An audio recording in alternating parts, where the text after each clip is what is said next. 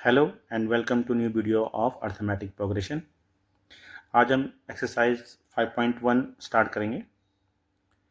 इस total exercise में 4 questions हैं और उनके डिफरेंट पार्ट्स को हम इसमें लेंगे, लेकिन उससे पहले थोड़ा सा एक रिकैप ले लेते हैं।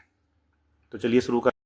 तो स्टूडेंट, जैसा कि आप जानते हैं कि अर्थमेटिक प्रोग्रेशन क्या होता है कि इसके प्रत्येक अगला वाला टर्म और उसके अगला वाला टर्म में डिफरेंस इक्वल होता है।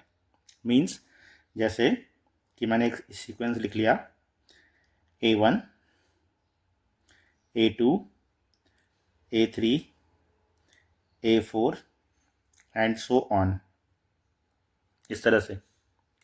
तो इसको बोलते हैं पहला term. So first term, this is first term A and D will be A2 minus A1, A2 minus A1, या हम इसको बोल सकते हैं A3 माइनस A2। और अगर मैं इसको ऐसे ही बोलता रहूं तो ये कह सकता हूं मैं कि AN minus AN minus 1। So D को बोलते हैं common difference. And common difference को हम कैसे निकालते हैं कि एक अगले वाले टर्म से पिछला वाला टर्म माइनस करके निकाला जाता है, ठीक।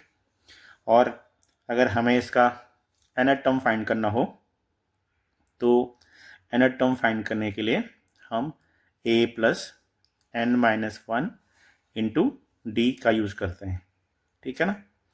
तो अब चलते हैं हम एक्सरसाइज नंबर 5.1 पे, क्योंकि ये थोड़ा बेसिक जानकारी वहाँ पे होना बहुत ज़रूरी था कि डी हम कैसे निकालते हैं और इसके बीच में जो कॉमन डिफरेंस होता है वो हमेशा बराबर होता है। तो एक चीज़ ये होनी चाहिए कि कोई भी अर्थमेटिक प्रोग्रेशन हो उसमें हम डी को फाइंड करेंगे तो A2 माइनस A1 और A3 माइनस A2 दोनों हम करेंगे, क्योंकि इससे हम कंफर्म हो जाएंगे कि ये एक अर्थमेटिक प्रोग्रेशन है या नहीं है। तो चलो शुरू करते हैं हम एक्सरसाइज नंबर 5.1।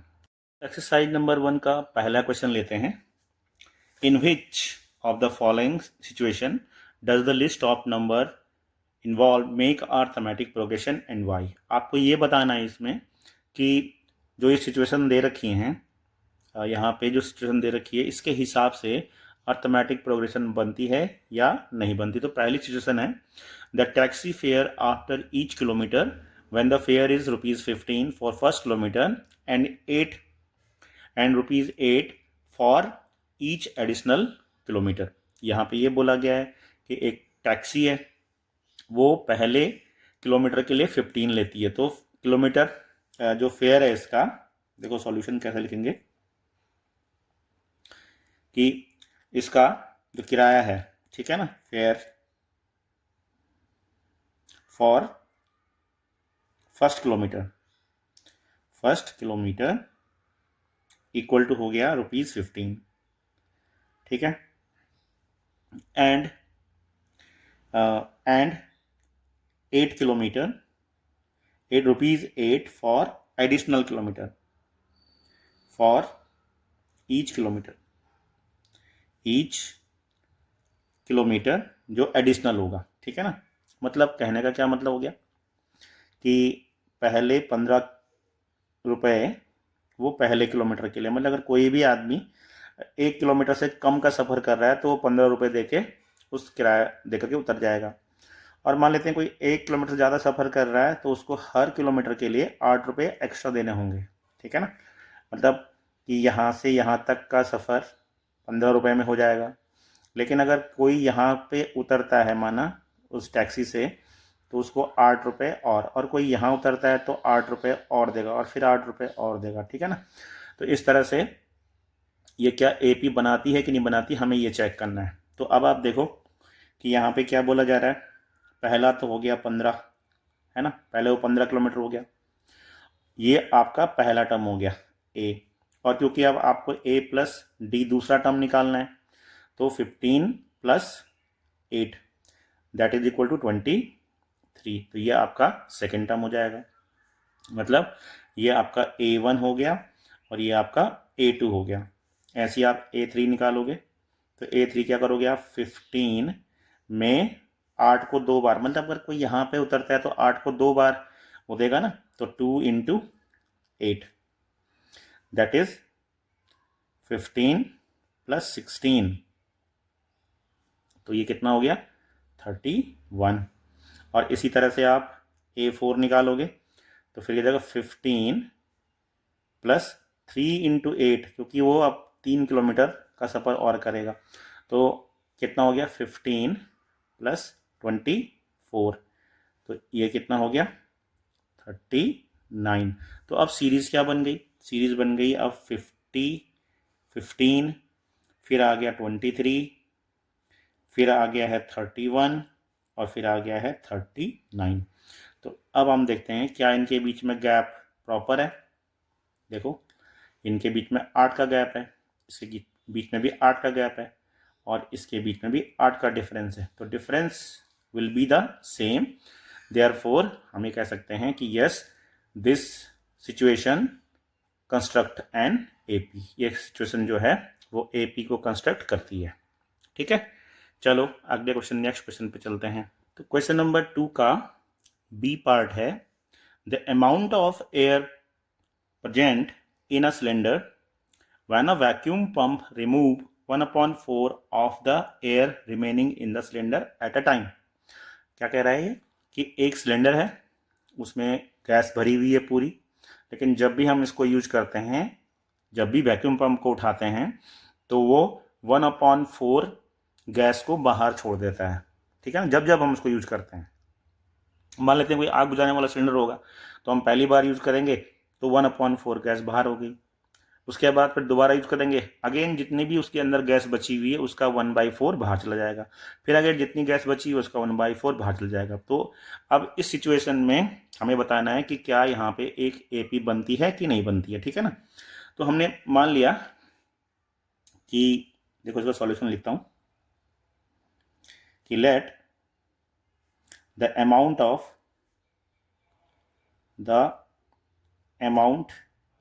ऑफ गैस पहले कितनी थी 100 थी, मान लेते हैं कि पहली जो गैस है वो 100 है उसके अंदर ना, और मतलब ये इस तरह समझो कि सिलेंडर यार पूरा ऐसा भरा हुआ है।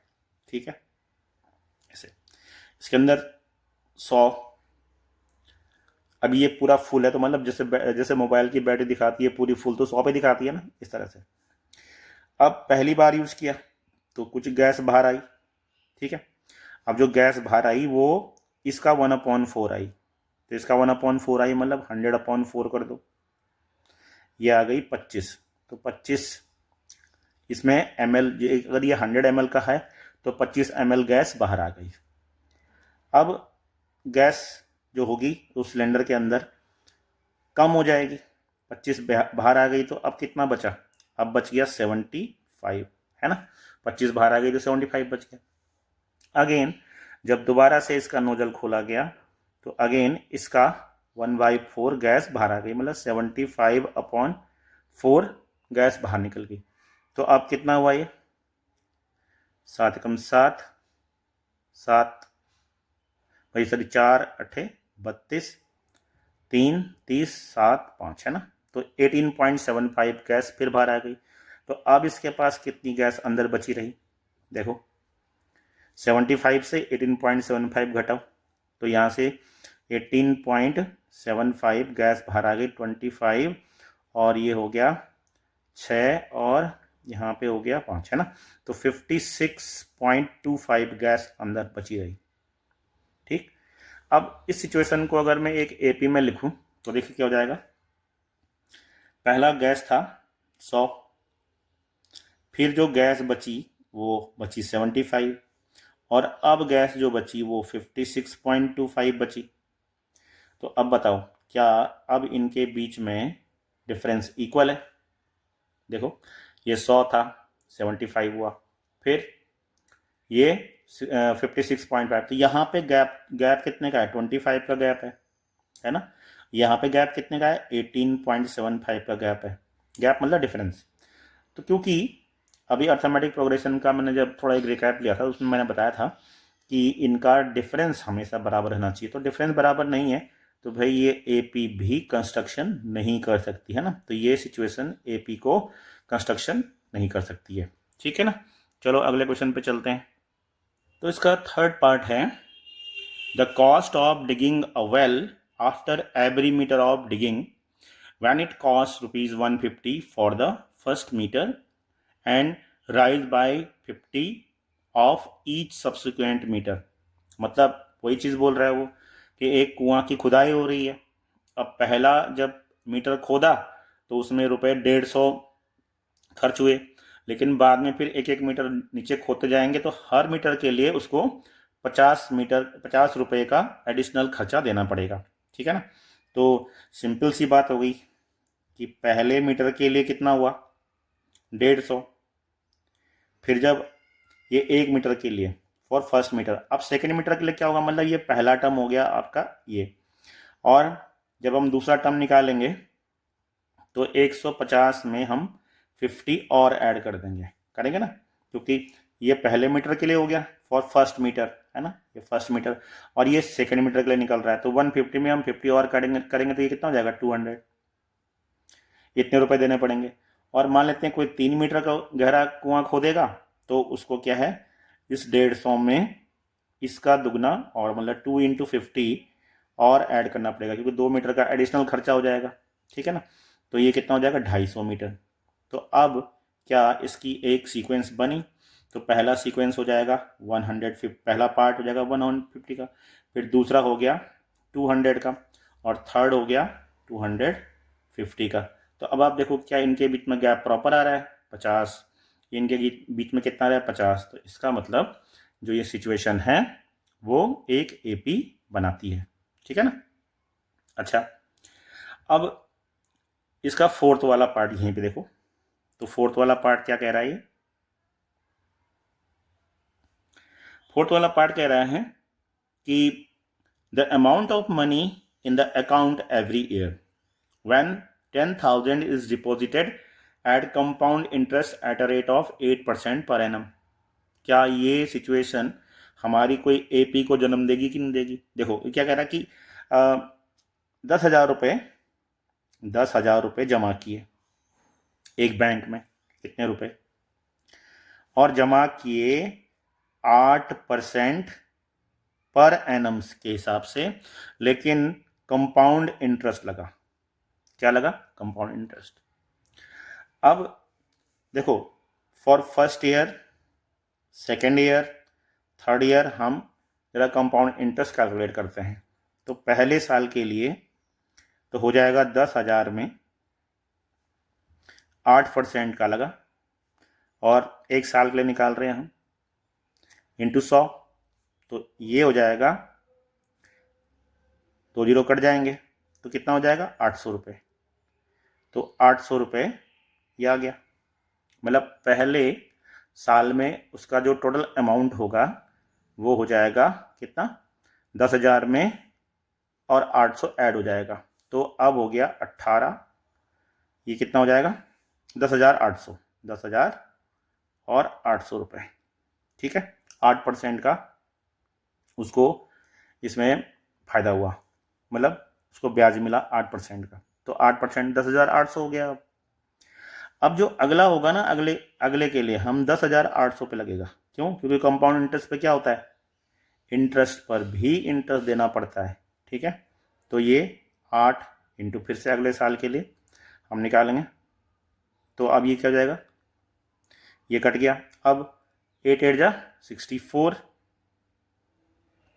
और 8 1 जा 8, यानी कि उसको जब आप अगले साल के लिए उसको 864 रुपये का इंटरेस्ट मिलेगा। ठीक है, पहले साल के लिए उसको 800 का मिला था, अगले साल के लिए उसको 864 रुपये मिलेगा, तो अब उसकी टोटल अमाउंट कितनी होगी 10,800 तो पहले था, 10,800 में 864 रुपये और ऐड हो जाएंगे। ठीक है, तो ऐड कर दो 4 6 8 और 8 16, 1 और 1, तो अब आपकी अमाउंट इतनी होगी। चलो ठीक है, इतने से लगा लेते हैं कि क्या इसमें AP बनती है कि नहीं बनती है। तो पहले तो आपके पास 10,000 रुपये थे, ठीक है। फिर हो गया 10,800 और फिर हो गया 11,600 ये। तो अब देखो भाई, इनके बीच में गैप कितने का आया, 800 रुपये का गैप आया, लेकिन इनके बीच में गैप कितने का आया, 864 रुपये का गैप आया। यहाँ पे 800 रुपये का गैप आ रहा था। समझ रहे हो ना मेरी बात को? मतलब ये भी एक एपी को कंस्ट्रक्ट नहीं करती है, क्योंकि इनका कॉमन डिफरेंस आपस में इक्वल नहीं है। तो जब कॉमन डिफरेंस आपस में इक्वल नहीं होता है तो एपी भी नहीं बनती है, ठीक। चलो अगला क्वेश्चन करते हैं। तो अगला इसमें क्वेश्चन दे रखा है कि राइट, मतलब question number 2, right first 4 term of an AP. AP के 4 टर्म हमें और लिखने हैं आगे। When the first term A and common difference D R given. पहला टर्म दे रखा है और कॉमन डिफरेंस डी भी दिया हुआ है, ठीक है ना। तो यार मैंने अभी इंट्रोडक्शन का वीडियो डाला था, उसमें मैंने ये सब कुछ समझा रखा है कि कैसे हम आगे के टर्म प्रेडिक्ट करते हैं। मतलब उसमें मैंने एक चीज़ समझाई है, रिकर्सिव फॉर्मूला, है ना।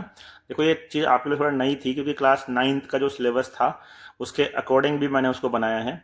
उसमें रिकर्सिव फार्मूला की बात भी थी और जो एक्सप्लिसिट फार्मूला भी था उसमें, तो तब मैंने उसको ऐड किया है। वैसे क्लास 10th में क्या है, केवल यही है कि डी कैसे निकालते हैं, ए क्या होता है, यहाँ से शुरू करते हैं। तो वो आप एक बार को सीरियसली देखेंगे तो बात समझ में आएगी, है ना। तो चलो अभी यहाँ पे आपको first 4 term of A P बोला गया है, वो निकालना है। और आपको ए दिया हुआ है, ए कितना है 10। तो पहली सिचुएशन दे रखी है इसमें कि ए इक्वल टू यहाँ पे 10 गिवन है और डी आपको भी 10 दिया हुआ है ना। दोनों चीज़ दे रखी है कि ए इक्वल टू 10 है और डी इक्वल टू 10 है। तो अब आप कैसे निकालते हो अगले 4 टर्म? तो देखो यहाँ पे हम पहले A1, A2, A3 और A4 लिख लेते हैं इस तरह से, ठीक है ना, ताकि ए पहला टर्म तो ए ही होगा, फिर दूसरा टर्म क्या होगा, ए प्लस डी, फिर तीसरा हो जाएगा ए प्लस 2D और चौथा हो जाएगा ए प्लस 3D, ठीक है। ए प्लस डी, ए प्लस 2D, ए प्लस 3D। तो इस तरह से आप देखो कि पहला टर्म तो आपका 10 ही आया, दूसरा टर्म आपका 10 में आप डी को ऐड करोगे 10, तो आ गया आपका 20।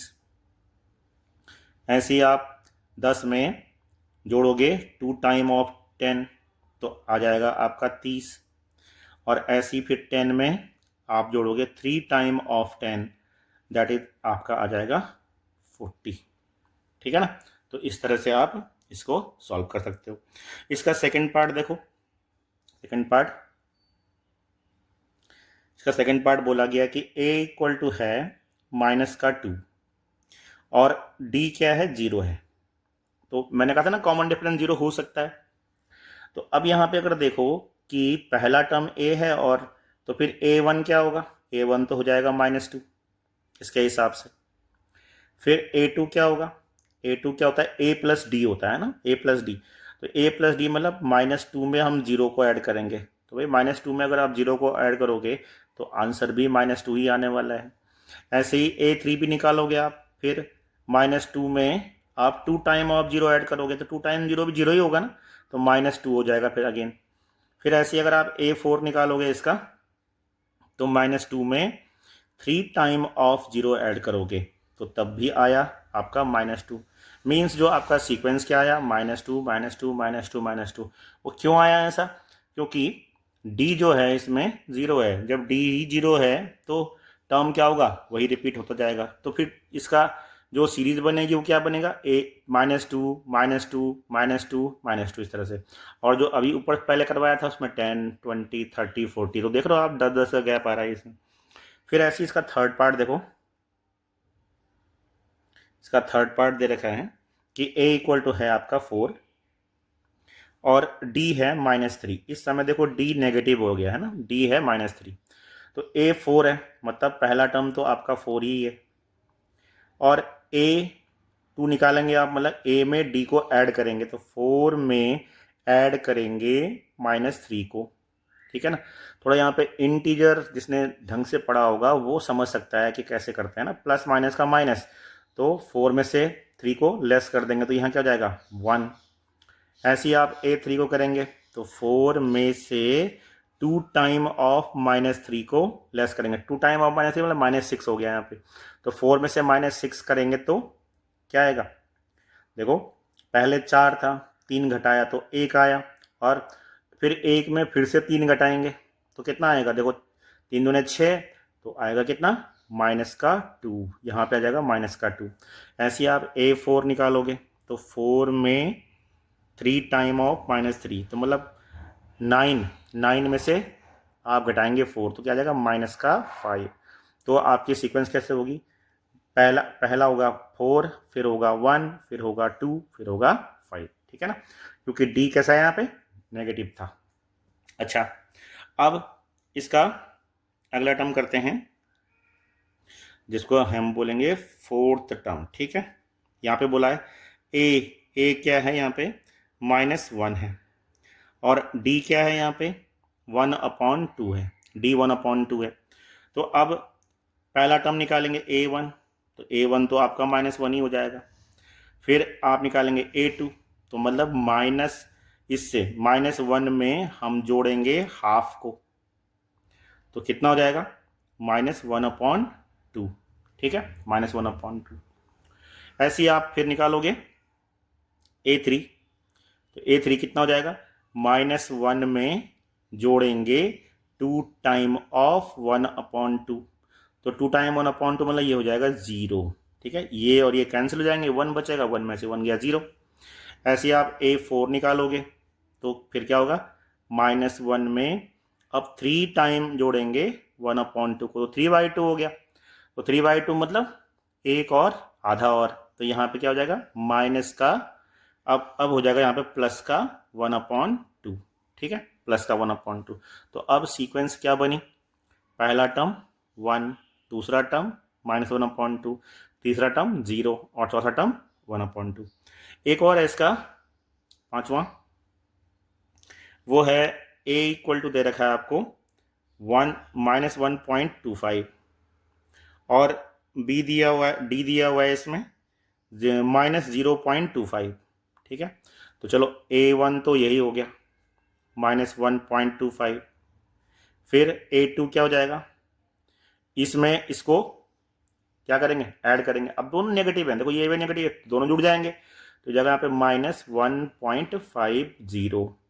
फिर A3 क्या होगा? इसमें इसका 2 टाइम ऐड करो तो -1.75, और फिर इसमें A4 निकालो तो क्या हो जाएगा? 2 -2.00। समझ रहे हो ना बात को? तो ये इस तरह से हम पहला क्वेश्चन करते हैं। ठीक है, चलो क्वेश्चन नंबर 3 करते हैं। Question number 3, for the following APs right the first term and common difference. आपको क्या करना है कि इस AP का आपको फर्स्ट टर्म निकालना है और कॉमन डिफरेंस निकालना है, जो AP आपको गिवन है उसमें। तो पहला वाला सवाल लेते हैं। इसमें पहला आपको AP गिवन थी कितनी? 3, 1, -1 और -3। तो पहला टर्म ये वाला होता है।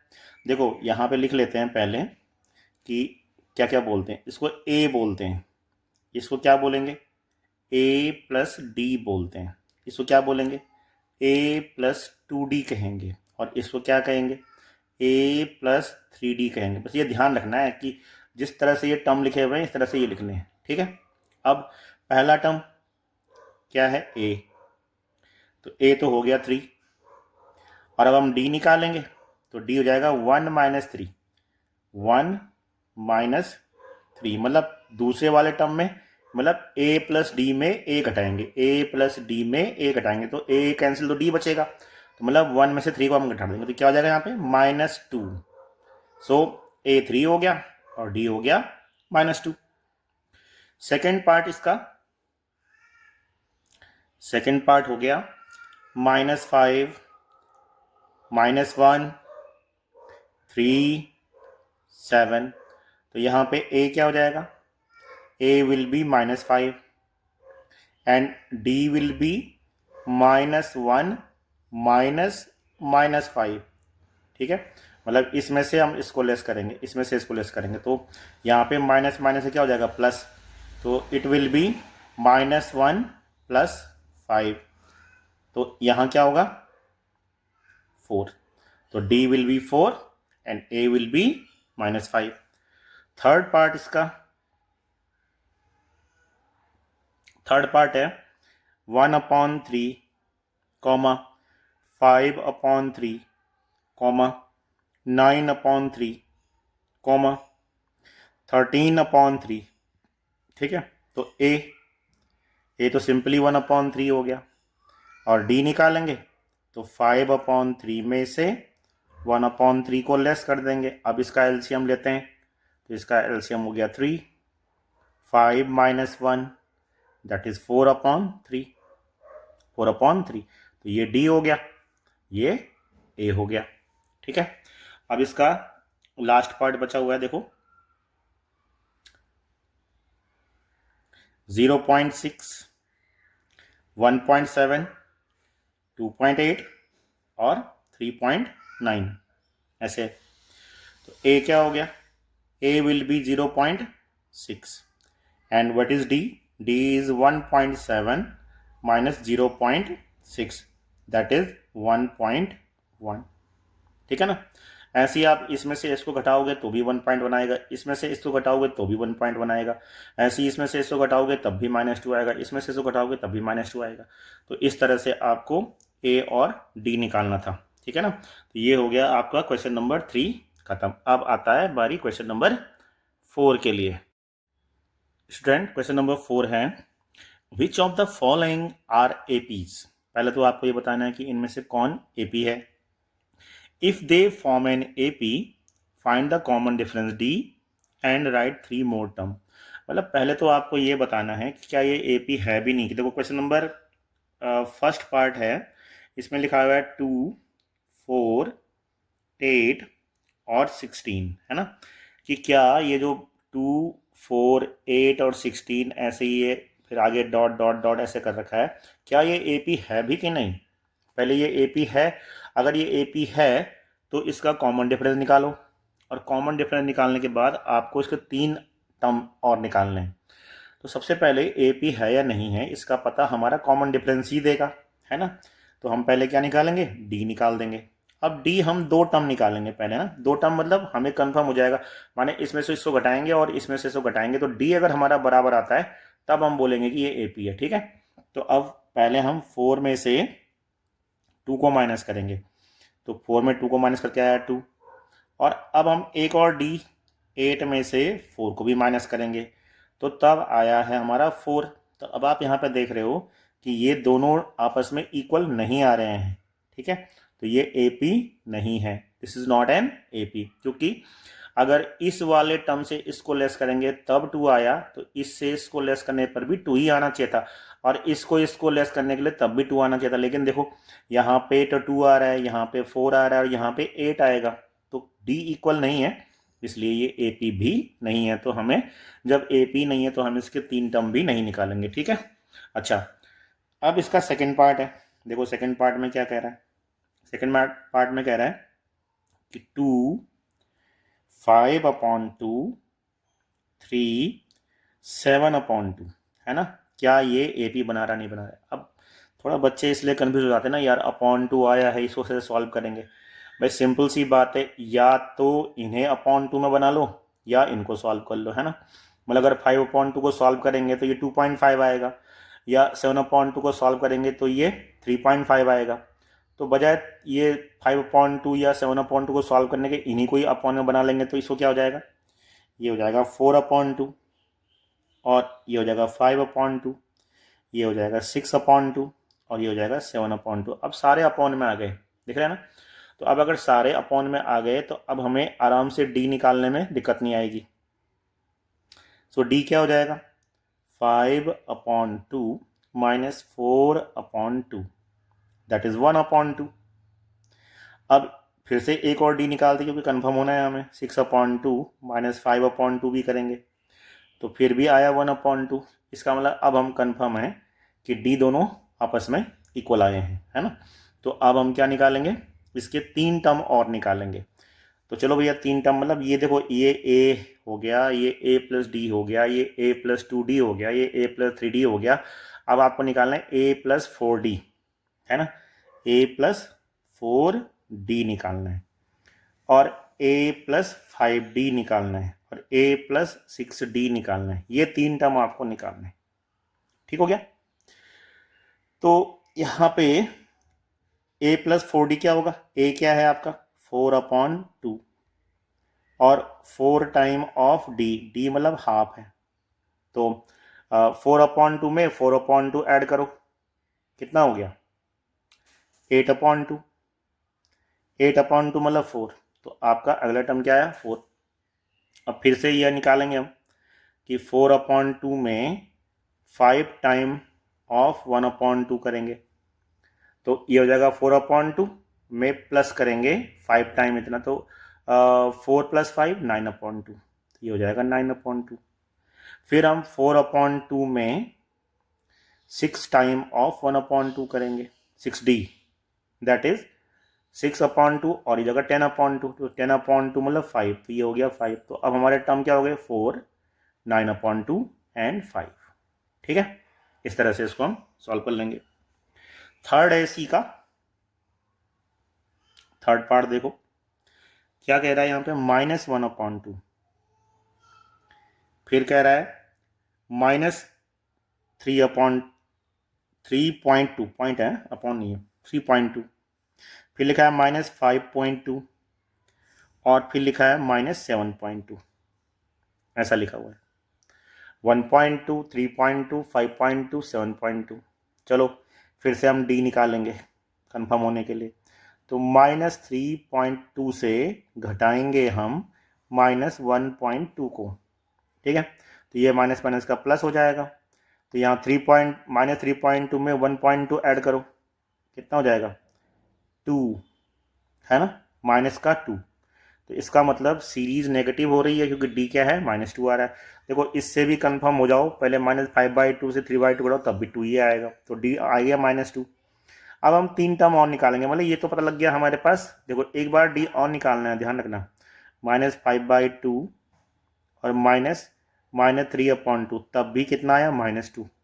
ठीक है, तो अब डी मिल गया हमें। तो अब देखो ये क्या हो रहा है 1, 3, 5, 7, तो आगे क्या होगा सीधी सी सोचो जरा, 9.2 माइनस में, फिर 9 के बाद होगा 11.2, है ना, माइनस में, और फिर होगा 13.2 माइनस में। तो 9, 2, 11, 2, 13, ऐसी तो बन रहा है ना ये, 1, 3, 5, 7, 9, 11, 13, और 0.2 तो 3 टर्म ये हो जाएंगे। वैसे निकाल भी सकते हैं 3 टर्म, ये तो मैंने ऐसे ही क्या है बोल दिया, लेकिन आप इसको कैलकुलेट भी कर सकते हो। ठीक है ना।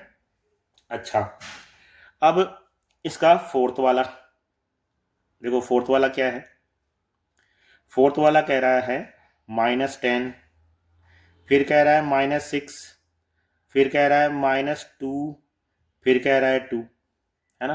तो सीरीज घट रही है बढ़ रही है पता लग जाएगा। पहले डी निकालेंगे, तो डी होगा -6 में -10 करना, यानी कि -6 में +10 करना, तो ये आया 4, तो डी आया 4। एक बार और डी निकालेंगे, -2 में -6 करेंगे, तो -2 में 6 को ऐड करेंगे, तो फिर भी आया 4। तो इसका मतलब कंफर्म हो गया कि ये एक अर्थमेटिक प्रोग्रेशन है। तो अब बस लास्ट वाले टर्म में या तो आप क्या करो +4 करते जाओ, तब भी सीरीज आ जाएगी। तो 2 में 4 प्लस करेंगे कितना हो जाएगा 6, फिर 6 में 4 प्लस करो 10, 10 में 4 प्लस करो 14, 14 में 4 प्लस करो तो क्या हो जाएगा 18। तो इस तरह से हमारी एक सीरीज बन जाएगी 6, 10, 14, 18, इसके बाद के 4 टर्म। ठीक है, अगला वाला ये है आपका पांचवा, तो यहां लिखा है 3, फिर लिखा है 3 + √2, फिर लिखा है 3, नहीं यहाँ 3 + √2 था, यहाँ था 3 + 2√2, फिर है 3 + 3√2। ठीक है, तो 3, 3 + √2, 3 + 2√2, 3 + 3√2, इस तरह से वही डी निकालना है आपको पहले। सो डी क्या हो जाएगा, डी इज 3 + √2 माइनस 3। तो देखो 3 से 3 कैंसिल, क्या आया, √2 आ गया जी। फिर एक बार और डी निकालो, 3 + 2√2 -3 - √2 है ना, इससे इसको घटाएंगे तो फिर से यहाँ पे क्या होगा, इससे ये कैंसिल, √2 से √2 गया तो अगेन √2। इसका मतलब दोनों डी आपस में इक्वल हो गए। तो दोनों डी इक्वल हो गया मतलब ये अर्थमेटिक प्रोग्रेशन है। अब देखो यहाँ पे 3 3 3 3, तो अगला वाला टर्म भी 3 आएगा। अगला वाला टर्म क्या आएगा यहाँ पे, 3 प्लस, अब यहाँ 3 है तो यहाँ हो जाएगा 4√2, है ना, ये वाला। फिर अगला वाला 3 + 5√2, फिर अगला वाला 3 + 6√2, ये तो 3 टर्म निकल आए ये वाले। ठीक है ना, इस तरह से हम एक सीरीज को डेवलप कर सकते हैं। चलो इसका हम करते हैं कौन सा पार्ट, 5th पार्ट। अगला पार्ट है 0.2 0.22 0.222 0.2222, है ना, इस तरह से ये कोई सीरीज चल रही है, कोई सीक्वेंस चल रहा है। ठीक है, तो अब डी निकालेंगे पहले। 0.22 से 0.2 लेस करेंगे। ठीक, तो ये 0.2 मतलब यहाँ पे आएगा 0.2, तो ये आएगा 0.0 और 2। ठीक है, डेसिमल कैसे माइनस करते हैं पता है ना। सो यहाँ पे होगा 0.222 और घटाना है इससे 0.22, तो 22 यहाँ घटेगा तो ये क्या आएगा 0.002। तो अब यहाँ पे देखो भाई डी इक्वल आया, नहीं आया, डी इक्वल नहीं तो ए पी नहीं, ए पी नहीं तो कोई टर्म नहीं। ठीक है, इसको करते हैं। अब यहाँ पे क्या बोला गया कि 0 है, -4 है, -8 है, 12 है, तो ए 0 है, सो डी -4 से घटाएंगे 0, तो आंसर भी क्या आएगा -4। फिर अगला डी निकालेंगे, -8 से घटाएंगे -4, तो मतलब -8 में जोड़ देंगे 4, यानी कि आएगा -4। तो देखो दोनों ए आपस में इक्वल है। तो अब अगला टर्म निकालो, इसमें क्या करना है, -4 करना है ना, -4 -4, तो सीरीज और कम होती जा रही है। तो -12 है, -12 में -4 करो, -16 हो जाएगा। फिर -16 में -4 करो तो क्या हो जाएगा, -20 हो जाएगा। फिर -20 में -4 करो तो क्या हो जाएगा, -24 हो जाएगा। तो ये 3 टर्म आ गए। इस तरह से ये कैसे हो गया, रिकर्सिव फॉर्मूला, मतलब पहले टर्म को देखते हुए अगला, पहले टर्म को देखते हुए अगला, पहले टर्म को देखते हुए अगला। बात समझ रहे हो, इसको हम रिकर्सिव वाली हिसाब से कर सकते हैं। अच्छा, अब इसका 8वां पार्ट क्या है, -1/2। देखो ये तो आसान है ना, -1/2 -1/2 -1/2, डी क्या है इसमें 0, क्योंकि सारे टर्म कैसे हैं -1/2 -1/2, तो अगला टर्म कौन सा होगा, -1/2। फिर क्या होगा, -1/2 -1/2, डी इसमें 0 है, ध्यान रखना, डी निकालेंगे -1/2 -1/2, दैट इज -1/2 + 1/2, तो ये कट जाएंगे तो 0 आएगा। तो डी जब 0 आ गया तो तब सारे टर्म क्या होंगे, वही सब होंगे। ठीक है, इसका 9वां हिस्सा क्या है इसका, हाँ 9वां हिस्सा है, बोला गया है 1 3 9 27। तो देखो यार ये सीरीज लग तो नहीं रही है एपी ना, क्योंकि 1 3 9 27 कैसी लग रही है, 3 3 का मतलब 1 3 3 3 9, ये मल्टीप्लाई हो रहा है इसमें, देख रहे हो आप, multiplied by 3 multiplied by 3 multiplied by 3। तो मल्टीप्लाइड वाली सीरीज एपी नहीं होती है, वो होती है जीपी। क्या होती है, जीपी। जीपी मतलब ज्योमेट्रिक प्रोग्रेशन। ठीक है, तो ये ज्योमेट्रिक प्रोग्रेशन वाली सीरीज को हम हिंदी में बोलते हैं गुणोत्तर, गुणोत्तर श्रेणी ऐसा बोला जाता है इसको। ठीक है, हिंदी में ये बोला जाता है, और इंग्लिश में बोलते हैं हम ज्योमेट्रिकल प्रोग्रेशन। तो ये ज्योमेट्रिक प्रोग्रेशन हो गई, एपी में तो है ही नहीं। अब एपी में क्यों नहीं है आपको पता लग जाएगा, 3 में से 1 घटाओ तो क्या आया 2, और 9 में से 3 घटाओ तो क्या आया 6, तो डी इक्वल नहीं है, तो ए पी नहीं है, जीपी है। ठीक है, इसलिए ये वाली सीरीज भी नहीं हो सकती। अगला 10वां, इसमें बोला गया ए 2a 3a 4a, ये लग रहा है ना ए का गैप हो रहा है। देखो डी निकालो, 2a में से a गया तो a आया, फिर 3a में से 2a गया तो तब भी a आया, तो मतलब ये सही है, ये आप d इक्वल आ रहा है।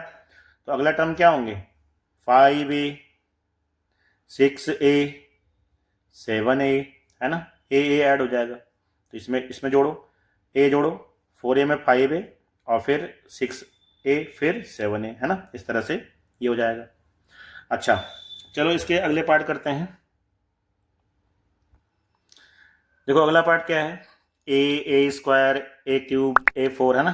तो यार ऐसा जब कोई पार्ट आ जाए, आपको पता है ना मल्टीप्लाई होके ही ऐसा आ सकता है, ए में ए का मल्टीप्लाई करेंगे तभी तो ए स्क्वायर आएगा, और ए स्क्वायर में फिर ए का मल्टीप्लाई करेंगे तभी तो ए क्यूब आएगा, ए क्यूब में ए का मल्टीप्लाई करेंगे तभी तो जब मल्टीप्लाई वाली हिसाब किताब बन रहा है मतलब ये ए पी नहीं होगा, ये जी पी होगा। फिर भी कंफर्म होने के लिए हमें डी निकालना बहुत ज़रूरी है। तो ए स्क्वायर में से ए घटाओ, तो यहाँ पे ए कॉमन आ गया, बचेगा a-1। फिर एक d और निकालो, ए क्यूब में से ए स्क्वायर घटाओ, तो इसमें ए स्क्वायर हम कॉमन कर देते हैं, फिर बचेगा a-1। तो ये दोनों d आपस में इक्वल नहीं आए हैं, तो ए पी नहीं है। क्या है ये जीपी, ये अगेन फिर से आ गई जीपी। ठीक है, अगला वाला है √2 √8 √18 √32, √2 √8 √32 √18 √32, ऐसा है। तो सॉल्व कर लेते हैं पहले। ये है √2, इसको क्या बोलेंगे, इसको बोलेंगे 2√2। ठीक है, ध्यान रखना है 2√2 हो गया, 4 × 2 करना, 4 को रूट से बाहर रखना, ये 9 × 2 यानी कि होगा 3√2, और ये 16 दूने 32 यानी कि 4√2। ठीक है, तो ये 2√2 हो गया, 3√2 हो गया। रूट वाले सवाल देख लो ध्यान से करना। 8 4 × 2 हो गया, 9 × 2 हो गया, 16 × 2 हो गया। अब डी निकालो, तो 2√2 से एक √2 चला गया तो बचेगा √2, फिर इससे भी ये घटाएंगे, एक डी और निकालो, 3√2 से 2√2 गया तो फिर से बचेगा √2। अब यहाँ पे देख रहे हो ना आप, यहाँ पे भी √2 यहाँ भी √2, तो डी इक्वल आया है, मतलब ये ए पी है, ए पी है। तो अगला टर्म क्या होगा, इसमें क्या करेंगे हम, √2 का ऐड करो, इस वाले में √2 को ऐड करो, तो भाई ये 4√2 है ना, तो आगे वाला आएगा 5√2। अब ये सीरीज देखो ना, ये वाली सीरीज तो ये बन गई है, तो इसको लिखेंगे 5√2, फिर लिख देंगे 6√2, फिर लिख देंगे 7√2, और चाहो तो कन्वर्ट करके लिख सकते हो। 5√2 क्या लिखेंगे, 25 दूने 50 यानी कि √50, ऐसा आएगा। 36 दूने 72 √72, और 7 7 49, 49 दूने 98, है ना। तो ये इस तरह से 3 टर्म आ गए, 50 72 और 98। आंसर ये भी हो सकता है और ये भी हो सकता है। ठीक है, अगला वाला √3 √6 √9 √12, √3 √3 √6 √9 √12। देखो ये क्या होगा, √3 ऐसे रहने दो, √6 इसको कर देते हैं √3 × 2, है ना, तो इसको भी √2 में कन्वर्ट कर लो। ये हो गया जी √3 × √3, तो √3 × √3 है ना,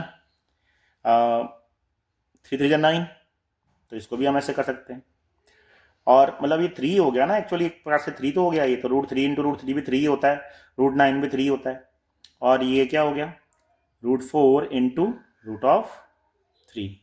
तो अब क्या डी निकालते हैं ज़रा, √3 × √2 से घटाते हैं √3, तो √3 कॉमन, क्या हो गया यहाँ पे √2 -1 है ना, ये तो बचा। फिर इसका डी निकालो, √3 इंटू √3 और -√3 इंटू √2। तो अब √3 फिर से कॉमन, क्या बचेगा, √3 -√2। तो डी क्या इक्वल आया, नहीं आया, तो ए पी नहीं है। ए पी नहीं है मतलब टर्म भी नहीं होगा। ठीक है, अगला है 1 का स्क्वायर, 3 का स्क्वायर, 5 का स्क्वायर, 7 का स्क्वायर, है ना। देखो स्क्वायर वाला है, 1 का स्क्वायर 1 होता है, 3 का स्क्वायर 9 होता है, 5 का स्क्वायर 25 होता है, 7 का स्क्वायर 49 होता है। अब देखते हैं गैप कितना आता है। सो d इक्वल टू 9 - 1, 8 आया। फिर d इक्वल टू 25 - 9, तो 16 आया। तो d इक्वल नहीं है तो AP नहीं है, AP भी नहीं होगा। अच्छा, और अब बचा है इसका अंतिम सवाल, 1 का स्क्वायर, 5 का स्क्वायर, 7 का स्क्वायर और 70। तो देखो यहाँ पे इसको भी कर लेते हैं। 1 का स्क्वायर, फिर है 5 का स्क्वायर, फिर है 7 का स्क्वायर और फिर लास्ट में दे रखा है इसने क्या, 73। तो 1 का स्क्वायर 1, 5 का स्क्वायर 25, 49, 73। डी निकालते हैं, 25 में से 1 गया, 24 आया जी। इसका डी निकालते हैं, 49 में से 25 गया तो 24 आया जी। तो इसका मतलब ये AP है। AP है तो 24 ऐड कर दो 73 में, कितना हो जाएगा, 4 और 3 7, 7 और 2 9, 97। अगला टर्म 97, फिर 97 में ऐड कर दो फिर से 24, तो 7 और 4 11, 1 9 और 2 11, 12, 121 हो गया ये, मतलब ये 11 का स्क्वायर हो गया।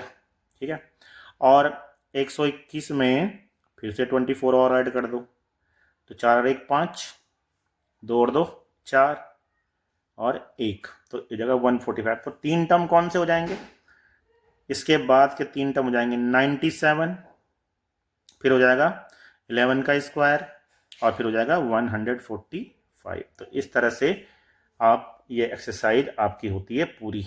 ठीक है, तो कैसे लगी एक्सरसाइज, किस तरह से आप मतलब सॉल्यूशन आपके समझ में आया कि नहीं आया। अधिक से अधिक लाइक करें, शेयर करें, सब्सक्राइब करें। मिलते हैं अगली एक्सरसाइज में, एक्सरसाइज नंबर 5.2 में। उससे पहले हम उसके एग्जाम्पल लेंगे एंड देन हम एक्सरसाइज को सॉल्व करेंगे, तो आपको ज़्यादा मज़ा आने वाला है। ठीक है, तो मिलते हैं नेक्स्ट वीडियो में, तब तक के लिए जय हिंद।